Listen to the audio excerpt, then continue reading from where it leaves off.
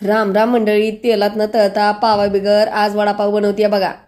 पण असं कसं होईल? मस्करी करते गरीबाचं जेवण आणि महाराष्ट्राची शान, त्यावर मस्करी करून कसं चालेल बरं? तर आज म्या भरलेली इडली बनवतीये. सारणाला 3 बटाटे शिजवून टकलं करून त्यामध्ये आलं, लसूण, कढीपत्ता आणि हिरव्या मिरचीचा ठेचा टाकायचा. आवडी प्रमाणे लाल बुकणी, हळद, मीठ, भाजलेली धनजिरं पूड, चाट मसाला, कसुरी मेथी आणि आपल्याला आवडीची कोथिंबीर ताई बारीक चिरून घालून समद्यासनी एक जीव करून बारकं बारकं चपट गोळ करून घ्यायचं. मग गॅसावर इडलीच्या भांड्यात पाणी गरम करायला ठेवून साच्याला तेलाचा हात लावून उलीचे इडलीचं पीठ वतून त्यामध्ये बटाट्याचं गोळं ठेवून पुण्यांदा इडलीचं पीठ वतून गोळं झाकून घ्यायचं. झाकान लावून 10-12 मिनिटं शिजवून घ्यायचं. बोट लावून बोटाला इडलीचं पीठ चिकटते का ते बघून इडली सोमाट असतानाच काढून घ्यायची. तुम्हासनी एक इडली कापून दाखवती बघा कशी भारी दिसतीये ना. एखाद्या 5 ताऱ्याच्या हॉटेलमधल्या डिशवानी. वडापावाची सर काय याला येणार नाही म्हणा, पण ज्यासनी तेलकट खायचं नसेल त्यासनी हे जाम आवडेल. आणि तुम्हासनी बी आवडलं असेल तर ठेंग्याचं बटन दाबा की मग.